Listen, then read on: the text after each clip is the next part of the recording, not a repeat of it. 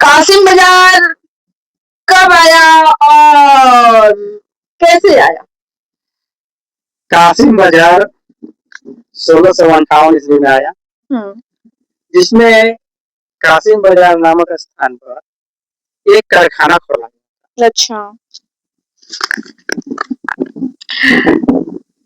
कारखाना खोला गया था। हाँ, तो इसे मतलब इसको 1662 में ब्रिटिश राजा के द्वारा क्या किया गया था? कुछ किया गया था क्या कासिम बाजार को लेकर? जो 1662 ईस्वी है, हाँ, तो ब्रिटिश के राजा चार्ल्स द्वितीय को राजकुमारी कैथरीन के लिए दहेज के रूप में पुर्तगाल से बॉम्बे प्राप्त हुआ। अच्छा, यानी कि जो चार्ल्स द्वितीय को जो शादी हुआ राजकुमारी कैथरीन से, अच्छा, तो उनको दहेज के रूप में बॉम्बे प्रेसिडेंसी मिला।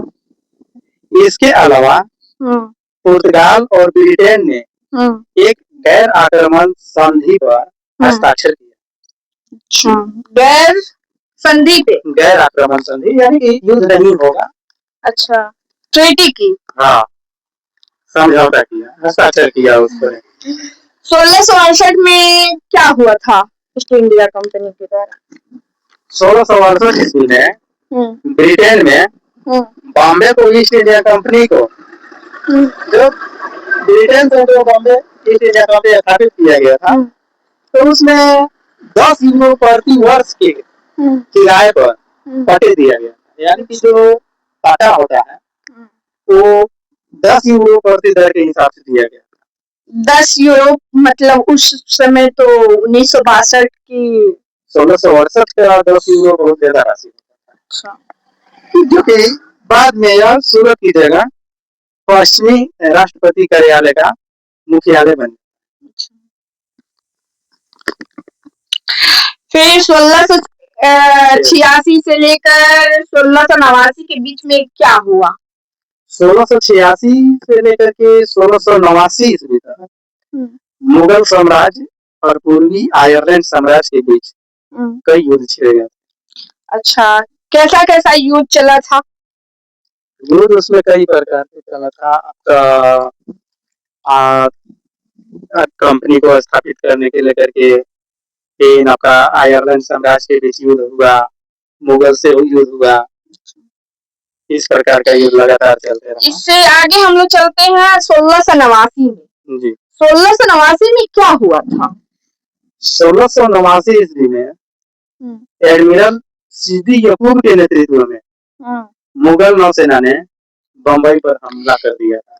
सिद्दी यकूब थे कौन?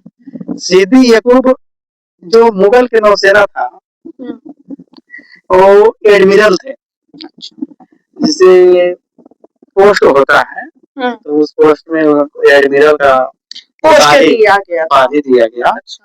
तो वो सिद्दी यकूब के नेतृत्व में जो मुगल नौसेना था उनके द्वारा बम्बई पर हमला कर दिया गया था, आक्रमण कर दिया गया। 1690 में ईस्ट इंडिया का कार्यकाल क्या था? 1690 ईस्वी में ईस्ट इंडिया कंपनी का कार्यकाल तो देखा जाए तो ईस्ट इंडिया कंपनी जो आत्मसमर्पण करने और औरंगजेब से माफी मांगने के लिए मजबूर होना पड़ा था ईस्ट इंडिया कंपनी को। मतलब किससे माफी मांगा गया था? औरंगजेब से। औरंगजेब से 1690 में औरंगजेब द्वारा औरंगजेब से ईस्ट इंडिया कंपनी को माफी मांगना पड़ा। हाँ, जो कि पूर्वी आयरलैंड सरकार को मुगलों के साथ साथ एक संधि पर हस्ताक्षर करने के लिए भी मजबूर किया गया। अच्छा, क्या किया गया था सर? मतलब जो पूर्वी आयरलैंड है तो सरकार को मुगलों के साथ साथ एक संधि पर हस्ताक्षर करने के लिए, अच्छा, मतलब हस्ताक्षर करने के लिए मजबूर किया गया, मतलब फोर्सफुली उनको प्रेशर दिया गया था। हाँ, जिसमें निम्नलिखित बातें शामिल है।